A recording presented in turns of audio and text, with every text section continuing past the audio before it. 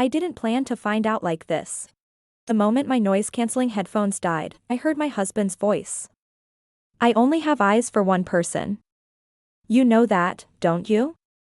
I let out a quiet laugh, assuming he'd forgotten, again, that I was wearing the headphones he'd given me, casually tossing out another tired line of sweet talk while I worked. But when I looked up, the smile on my lips froze. He wasn't looking at me at all. He was holding his phone, his expression soft and tender. Noticing my gaze, he smiled at me calmly, then ended the call.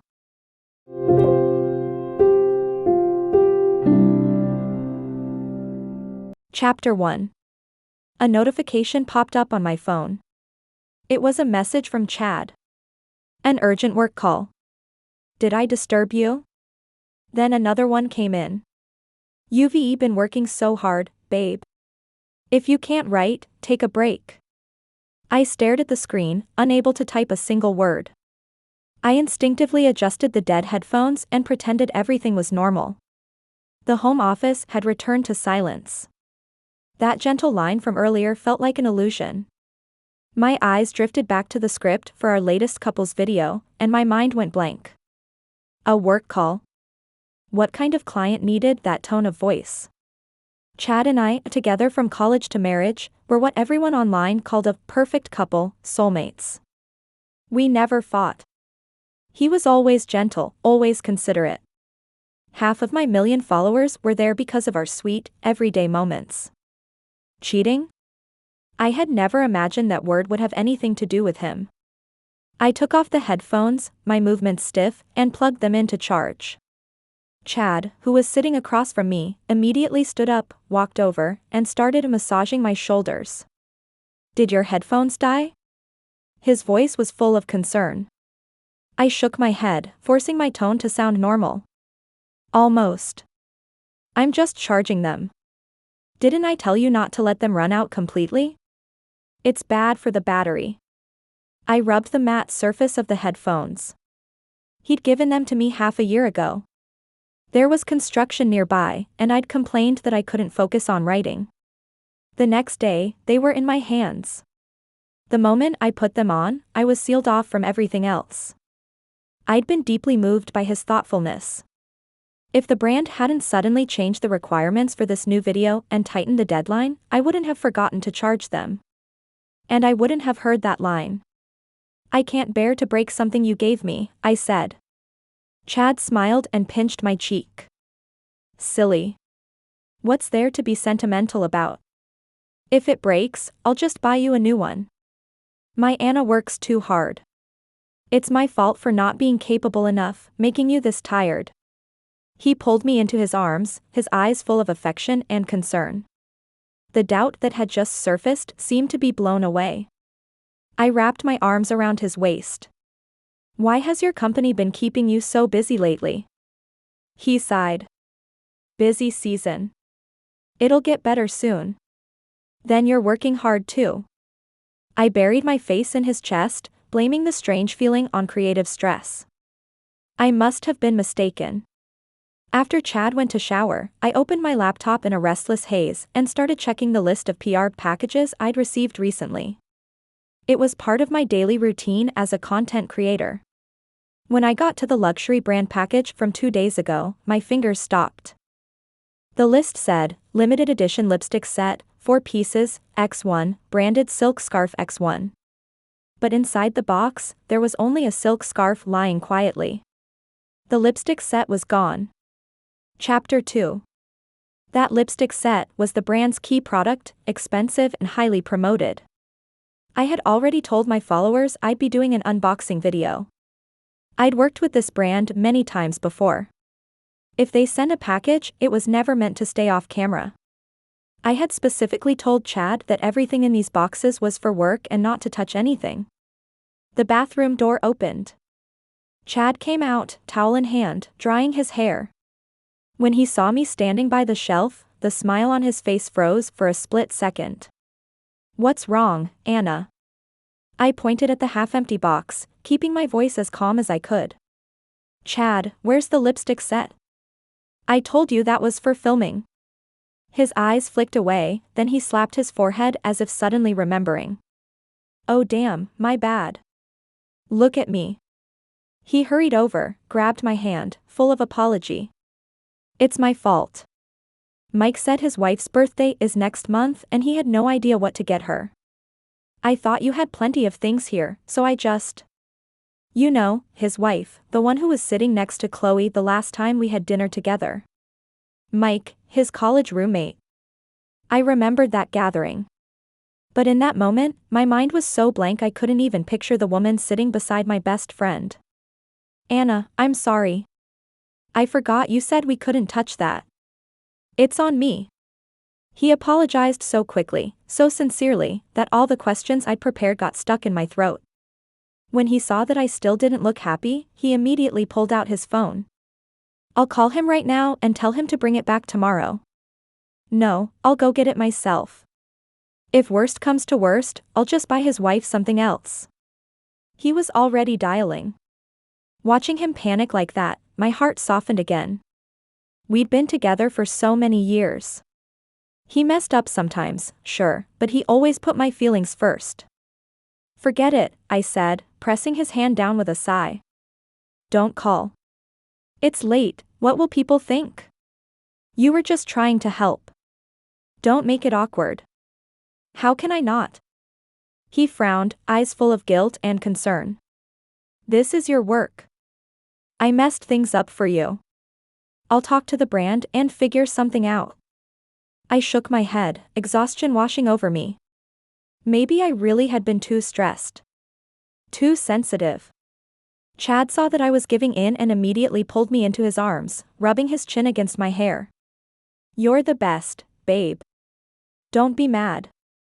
To make it up to you, I'll rough cut the video tonight. You go rest. I looked at him in surprise. You know how to do that? For you? I can learn anything. He flicked my nose, sat me down in the chair, and smoothly opened the editing software. I've been practicing in secret. Just wanted to surprise you one day and make things easier for you. I watched his focused profile in front of the screen. The last traces of doubt and irritation in my chest dissolved. A faint sense of guilt crept in. Anna. He's so good to you. How could you doubt him over one half-heard sentence? Chapter 3. Everything went on as usual. I still shared funny comments from our videos with him, still left a light on for him when he came home late. The only difference was that when I was alone in the home office, I deliberately turned off noise cancelling, shut off the music, and let every sound around me come through. Chad's phone calls at home noticeably decreased. And when he did take calls, his tone was strictly business.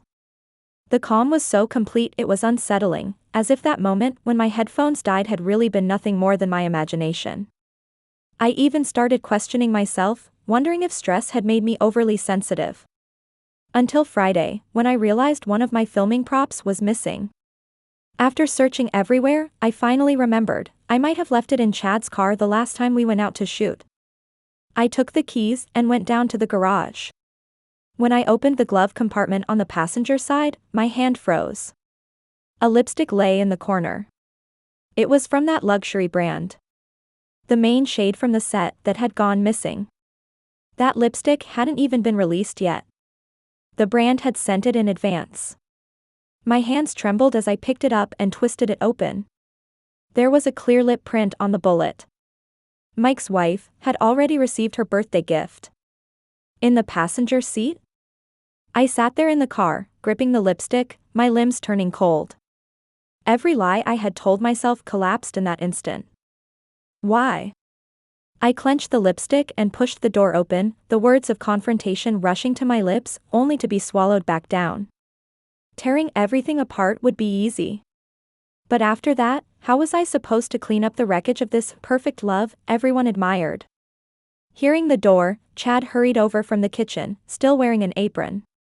You found it. Why did it take so long? I made you something to eat. Go wash your hands. He opened his arms instinctively, ready to hug me. As he stepped closer, my gaze stopped. A long black hair was tangled around his watch strap. For the sake of filming, I'd kept my hair light, bleached blonde for a long time. I raised my hand mechanically, didn't return his hug, and pointed at his wrist. My voice shook as I forced it out. "What's that?" Chad looked down, followed my finger, then gave a helpless little smile. "Oh, someone from HR ran into me during a meeting today. Must have gotten stuck then." As he spoke, he casually plucked the hair away, even sounding faintly amused.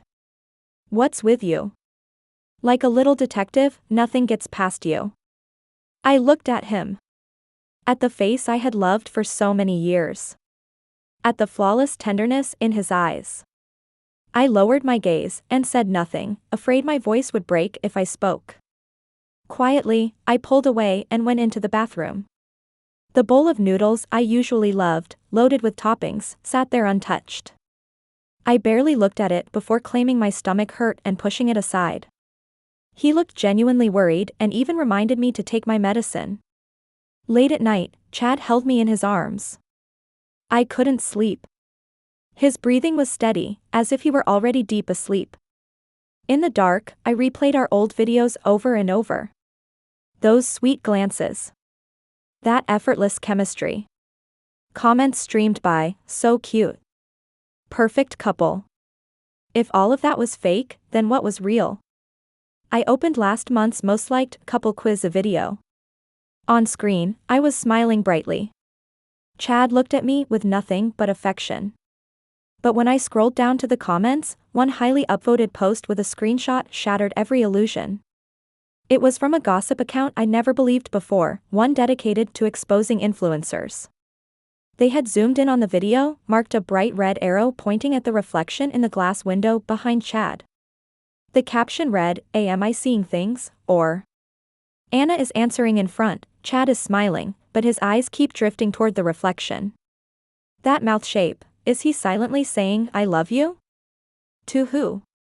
The world went silent. All I could hear was my own heartbeat, pounding in my ears.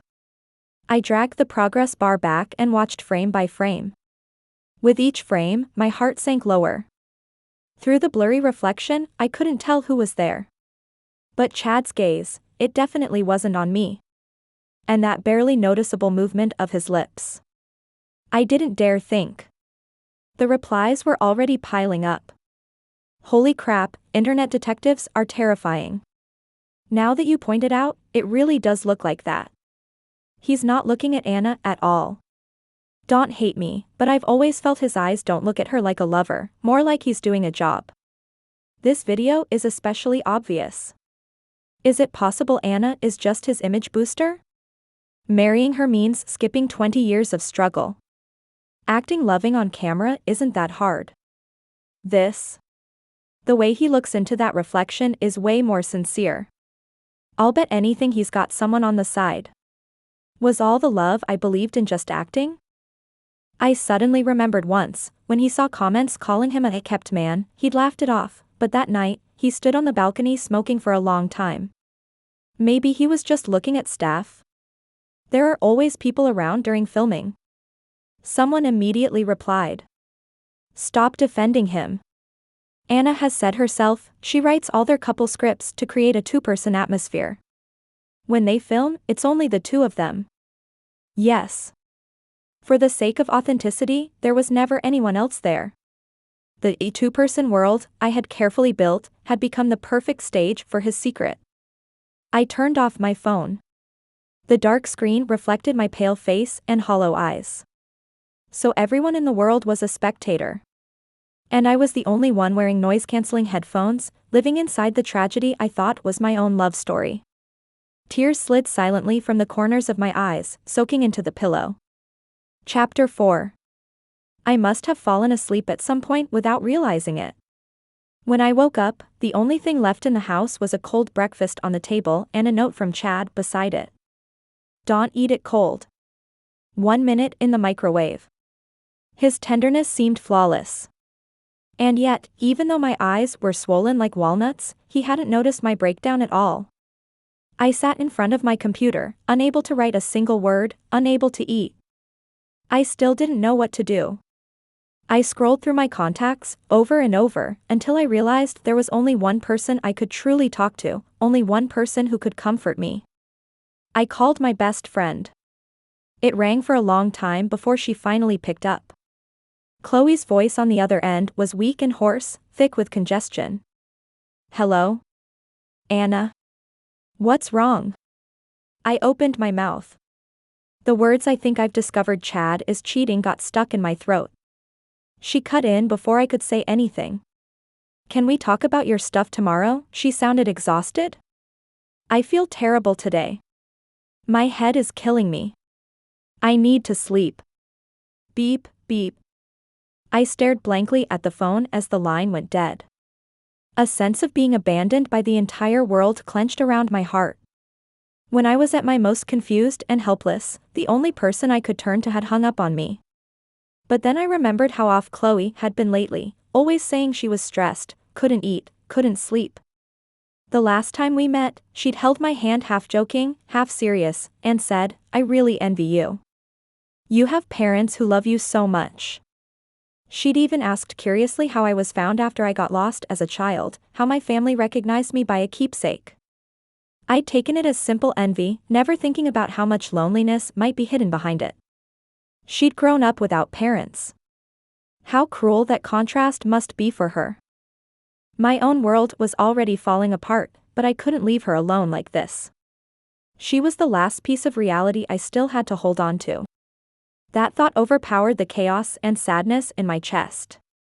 I didn't even bother changing out of my pajamas. I grabbed my car keys and rushed out the door.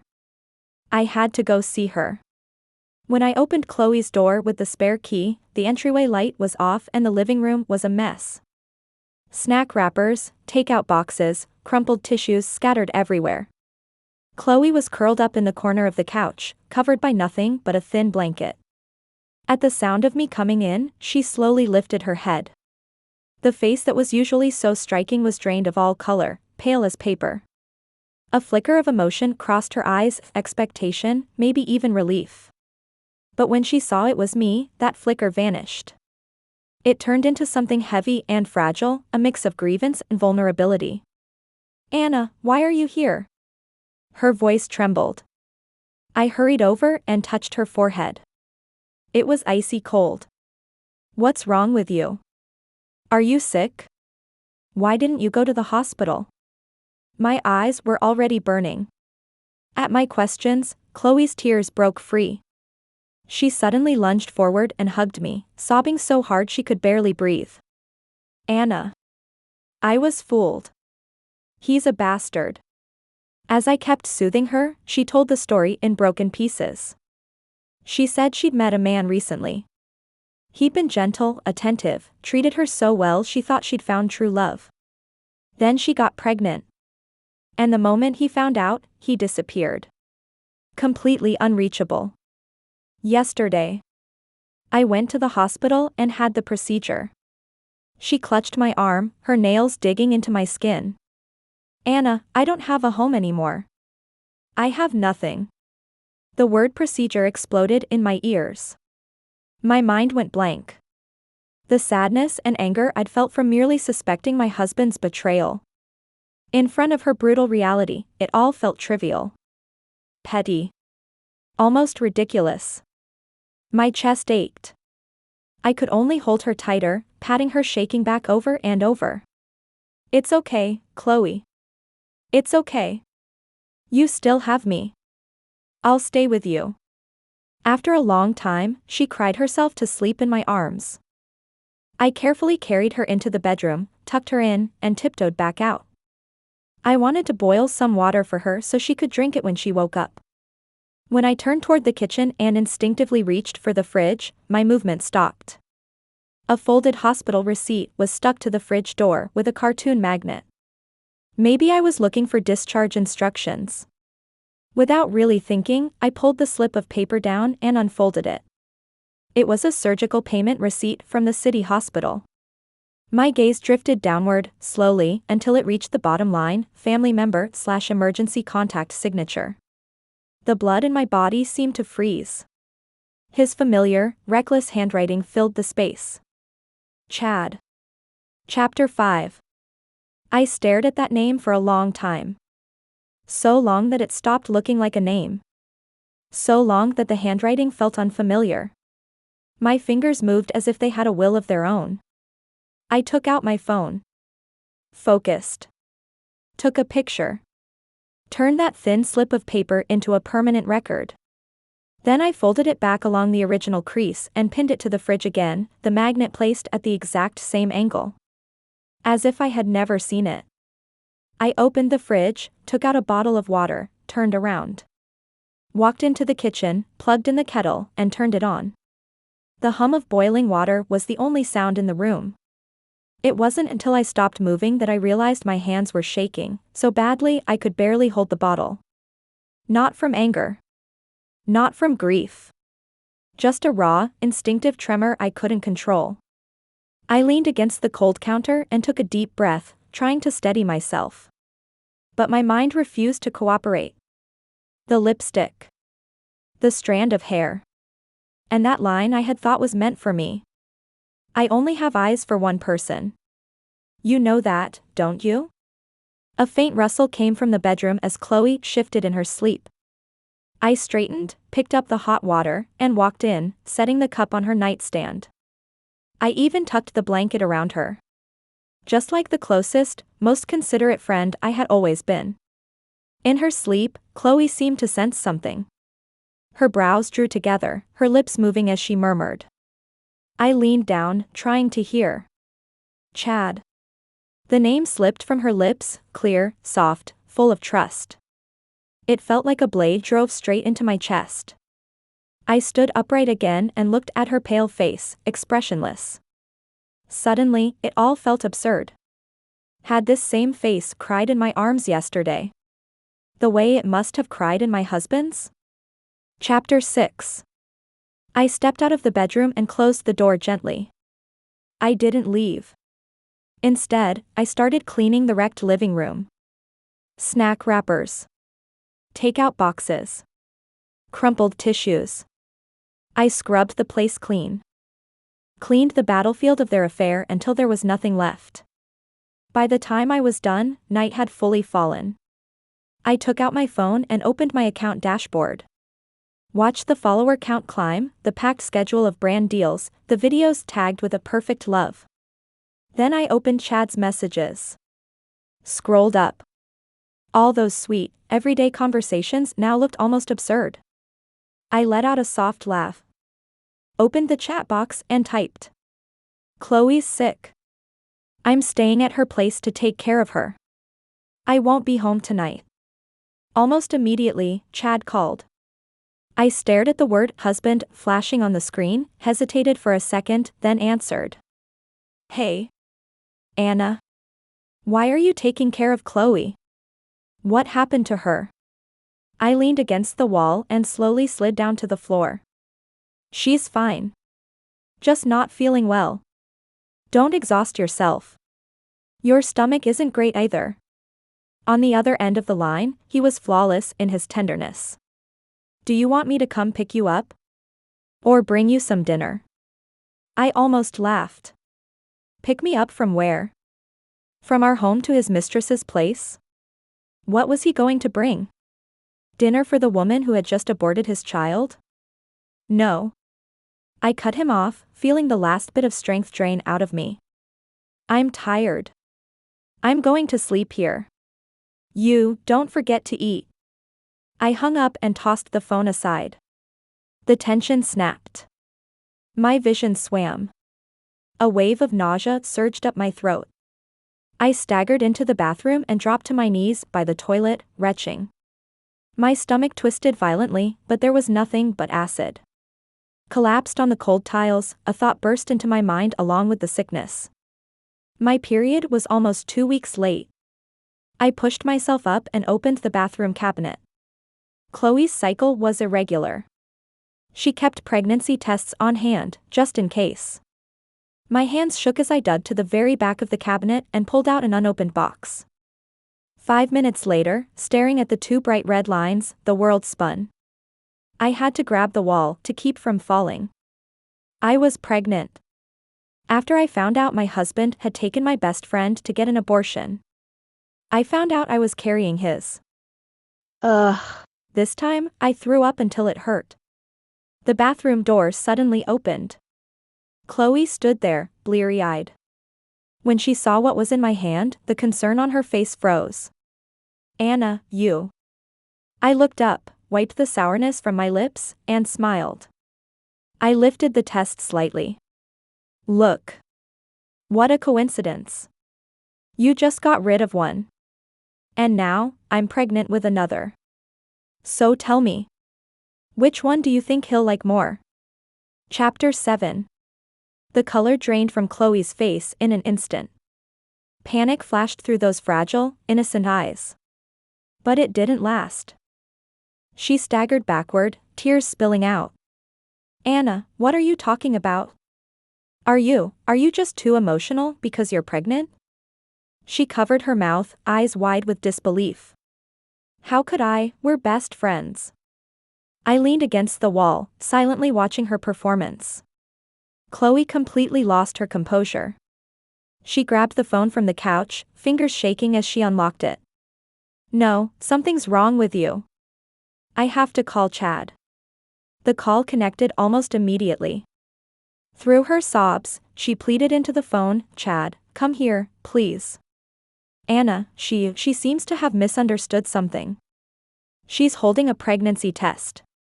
I don't even know what she's saying. I'm scared. As she spoke, she looked at me with watery eyes, timid and helpless, as if I might lunge at her at any second. Chad arrived quickly, almost bursting through the door. The moment it flew open, he saw Chloe curled up in the corner of the couch, shaking with tears. Only then did he see me, standing nearby, expressionless. He didn't hesitate. He rushed over and pulled Chloe into his arms, checking her anxiously. Chloe, what happened? Don't cry. Tell me slowly. So natural. So intimate. My hand at my side curled into a fist, nails digging deep into my palm. Chloe cried harder in his arms, lifting a finger to point at me, her words breaking apart. I don't know. Anna, she said.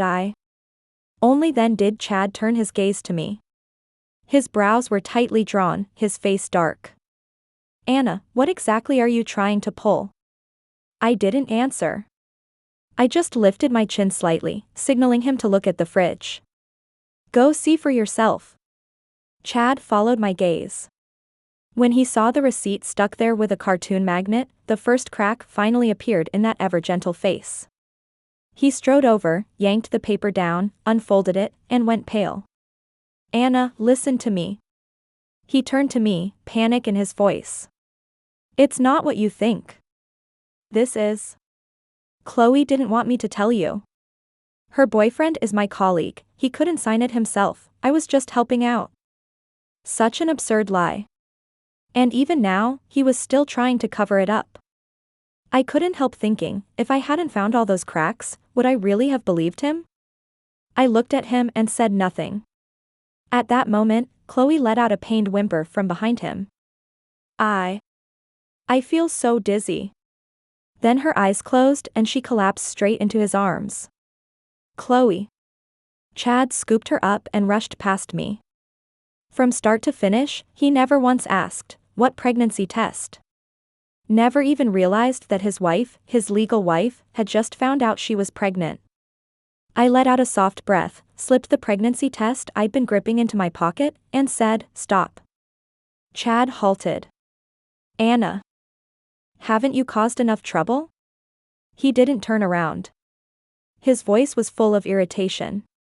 Chloe just had surgery. She's weak. What more do you want? Have you forgotten she has no family and treats us like her only relatives? When did you become this kind of person? Each sentence landed like a dull punch to my chest. My heart tightened sharply. I thought I'd already accepted that he had changed. But hearing him turn it on me still hurt more than I expected. Just then, Chloe opened her eyes in his arms and shot me a provocative smile. How ridiculous. Before she closed her eyes again, I placed a hand over my stomach and said softly, Chad, I'm pregnant. His body froze. Chapter 8. Chad's arms tightened around Chloe. He spun around, staring at me. His voice was barely holding back the shock and a flicker of wild hope. What did you say? Anna, say that again. The body in his arms stiffened. I ignored his excitement and took the pregnancy test out of my pocket, holding it up in front of him. I'm not well. I'm really uncomfortable right now. So tell me, are you taking my best friend to the hospital, or are you going to take care of your legal wife, who's carrying your child? The joy on Chad's face was replaced by panic and hesitation. He looked at me, then at Chloe in his arms, eyes squeezed shut, her body trembling slightly. He was trapped. In the dead silence between us, Chloe let out another pained whimper, one hand clutching her stomach. Chad. My stomach hurts so bad, and I think I'm bleeding. Anna. Wait for me. I'll take her to the hospital and come right back. Don't move, don't do anything, wait for me to explain. His words spilled out fast, eyes full of panic and pleading. He turned and rushed for the door with Chloe in his arms. Watching his retreating back, the last fragile fantasy I had about this child shattered. I had once hesitated, wondering if maybe this baby could be a turning point for us. Now I understood. In his world, his own interests and covering up his lies always came first. Chad. I spoke calmly. He stopped at the door. He didn't turn around, but his entire back was rigid with tension. We'll settle our account when you get home. But there are a few things you need to understand. I walked up behind him. First, my family is in the middle of negotiating an important project. I won't allow our dirty mess to affect the whole family. Second, this account is something I built with my own hands. I won't let it be destroyed because of the two of you. Until all business contracts are completed, we will continue playing the loving couple. Third, I rested a hand on my stomach, my voice cold, this child carries Harrington blood. He is your only future. If you want him born safely, you'd better play your role as the perfect husband. I looked at his stiff back. Remember this. From now on, in front of the camera, you are my child's father. Off camera, you are nothing. Chapter 9. After Chad called an ambulance to take Chloe to the hospital, he came home with me. The entire drive was silent. When we walked in, he reached for my bag out of habit. His hand froze halfway when he met my gaze, hanging awkwardly in the air. Anna. The guest room bedding is in the closet, I said without looking at him, heading straight for the master bedroom. You'll sleep there from now on. He stood there, stiff, watching as I closed the bedroom door. Over the next few days, we became business partners living under the same roof. In front of the camera, we were the internet's sweetest, perfect couple. Off camera, we were strangers sharing the same air. He tried more than once to talk to me. Each time, I shut it down with "I'm not well. I need to rest for the baby." The light in his eyes dimmed little by little, replaced by growing exhaustion and panic. He started losing sleep, sitting in the living room in the middle of the night, the pajamas I'd given him wrinkled and unkempt. I didn't care. What I didn't expect was how fast public opinion would turn. Chloe's burner account worked tirelessly in the comments, steering the narrative, hinting that I was emotionally unstable during pregnancy, that I was a controlling heiress, while painting Chad as a long-suffering, gentle victim. Large-scale attacks against me began flooding my account. Then my mother called. Her voice carried barely contained joy and cautious concern. Anna, are you and Chad having problems? Chad is a good boy in every way, he's just sometimes too polite. It always feels like he's a bit restrained around us. He came to see us the other day. He looked terrible. When we asked what was wrong, he kept saying it was his fault, that he'd upset you. And this weekend is your father's birthday banquet. He insists on coming to help. Anna, husbands and wives shouldn't stay angry overnight. You're pregnant now. You can't keep being upset. I held the phone in silence. Chad. He had already started playing the part of the devoted, repentant husband, in front of my parents. Chapter 10. My father's birthday banquet was crowded with guests. As one of the hosts, Chad was impeccable. He moved through the room with practiced ease, greeting every guest, never missing a chance to check on me, peeling shrimp, refilling my glass, attentive and gentle, as if nothing had ever been wrong between us. The guests praised my father for his good fortune, for having a son-in-law more considerate than a biological son. My father, however, raised his glass and walked over to Chad, giving his shoulder a firm pat. "Chad, you've worked hard today."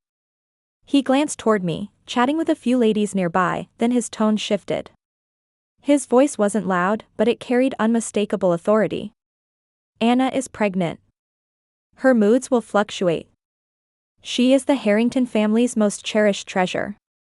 She has never been wronged in her life. I trust you will take good care of her. But if anyone makes her unhappy, no matter who it is, I will not stand by." The smile on Chad's face stiffened for a split second before he nodded quickly. "Dad, don't worry. I will never let Anna suffer." My father studied him deeply, said nothing more, and turned to greet other guests. Chad's grip on his glass tightened, his knuckles paling. Just then, Chloe arrived. Plainly dressed, her face drawn and fragile, the contrast with the overly exquisite gift in her hands was almost cruel. Ignoring the crowd, she went straight to my parents, tears falling before she even spoke. "Uncle, Auntie, I'm sorry. I know I shouldn't disturb you today, but I missed Anna too much." Her shoulders shook as she cried, her gaze flicking toward Chad from time to time. "Anna, after all these years, are you really going to throw everything away over a misunderstanding?" Her performance instantly drew every eye in the room. Chad stepped in at once, positioning himself neatly between us, his voice lowered in reprimand. "Chloe, how could you be so inconsiderate? Anna needs to rest." "Chad, I just..." "Enough." I cut through the tacit duet calmly. All eyes turned to me. Chloe seemed wounded by my composure. She staggered, clutching at her chest, and in the next second, a familiar long-life pendant slipped out from her collar, catching the light with a sharp glint. Tears in her eyes, she looked at my mother, her voice carrying a strange, desperate hope. "Auntie, I came today because there's something else. I grew up an orphan. This lock is the only thing I've ever had. I heard that when Anna was lost as a child, this was how she was found." She lifted the pendant toward the light.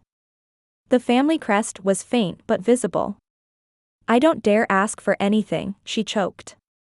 "I just, sometimes can't help wondering, if the one who was found back then had been me, if I were your daughter, how wonderful that would be." In that moment, I finally understood. Her jealousy had never been only about Chad. What she wanted to take was my husband, my family, my life, the true heiress identity she believed should have been hers. I looked at the guests around us, their probing, judgmental stares. At the worry and embarrassment my parents couldn't quite hide. The dignity I had tried to preserve for the family, the integrity I had guarded for our contracts. In their eyes, it was nothing but proof that I was easy to bully. They thought that as long as they held my weakness, they could paint this filthy betrayal as a misunderstanding. They even dared to stage a true and false heiress drama to shake my foundation. I placed a hand over my stomach. It felt empty. The last trace of hesitation in my heart vanished. I took out my phone and posted a live stream announcement. "Tonight, 9 p.m. I will respond to everything." Chapter 11. On camera, I didn't show a single piece of evidence. I simply told a story. A story about noise-canceling headphones, luxury lipstick, and a hospital payment slip. I spoke slowly, without emotion, as if I were talking about someone else's life. The comments started with, "She's so beautiful," then gradually filled with question marks and exclamation points. Wait, is the guy in this story Chad? So the headphones were the tool of the crime? Flirting with the mistress right in front of his wife? That's way too much info, my brain just crashed. Best friend is the mistress? And she had an abortion for him?